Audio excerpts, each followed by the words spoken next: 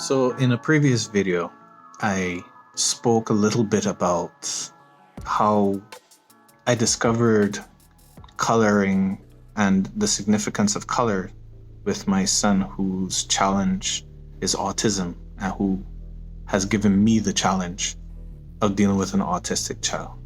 It has forced me to look at myself. It has forced me to learn things in a very different way and analyze things in a very different way, in which I've grown to be very appreciative for a lot of experiences that I've had and a lot of experiences other people have shared with me. So I'm going to share with you today something that I discovered that I found was helpful for my son. Now, if you've heard my other videos, you'd know that my son struggles with speech.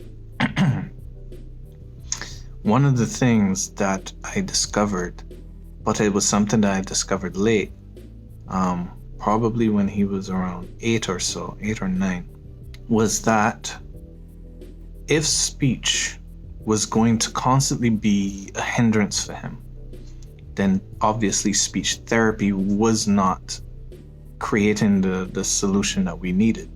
I've noticed that my son is very active. He likes moving around a lot. Movement is one of these important aspects of our lives. We have been given bodies. This is our body. That's your body. This is my body. And when we think of the word your and my, these things are possessive words. This is my body, which means that it belongs to me. This is my mind. This is my brain. They belong to me. Same thing as you. Your body. Anytime you have your in front of anything, it is a possessive thing. It belongs to you. So your body belongs to you. Your mind belongs to you. Your brain belongs to you. So the question is, who is the you that these things belong to? The body, our body, has been given to us. Whoever we are that the body belongs to. It has given us range to traverse throughout this world and to build using these amazing things that we have. And this amazing thing that we have, to create things, to create monuments, to create food, to create paintings, to create clothes, to create ideas, to create technology. We have such an amazing ability to create things and to travel the world. The world is amazing when you look at it. All these great experiences out there, all these amazing cultures to immerse yourself in. Fantastic colors, outstanding costumes, delicious foods, beautiful people all around.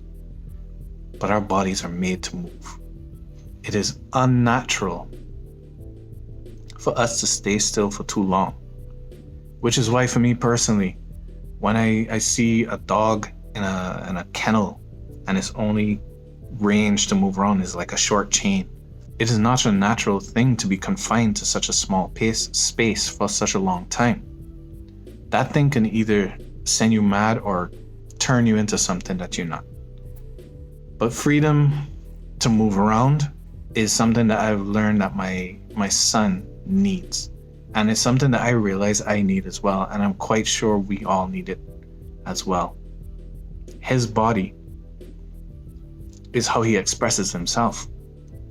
What I discovered was that he needs to learn communication that way. And sign language was what I found worked with him. When I did try it with him, he took to it very, very quickly. Because when people talk, there are different tones, there are different ways in which we say things, which is not consistent. And consistency means a great deal to them. It means a great deal to us. When people say something in a different way, we can pick up that tone.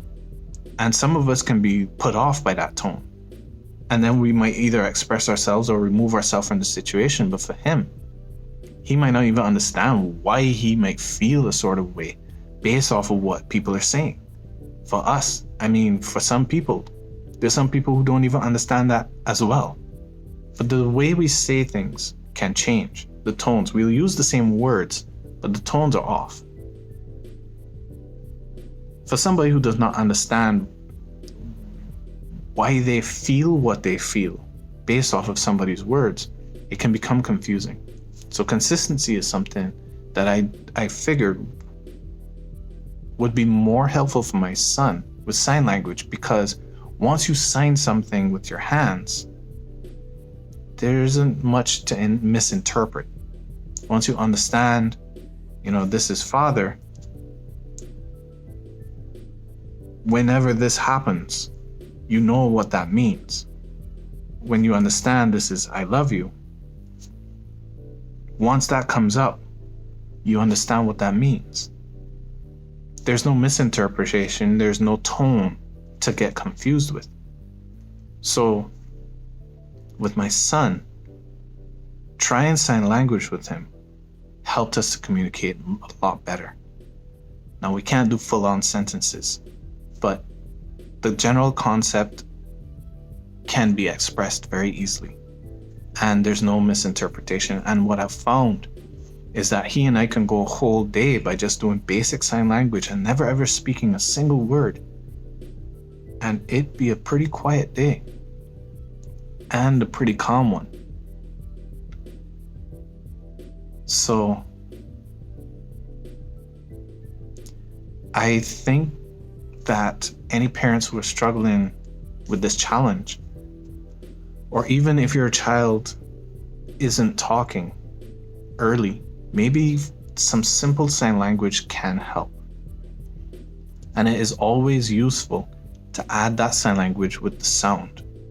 Or if you want to show a word or an image, I think that those things are very, very helpful. Words may not always be necessary to learn first, because a lot of people have learned how to communicate without having to learn how to read. So maybe the reading part is not as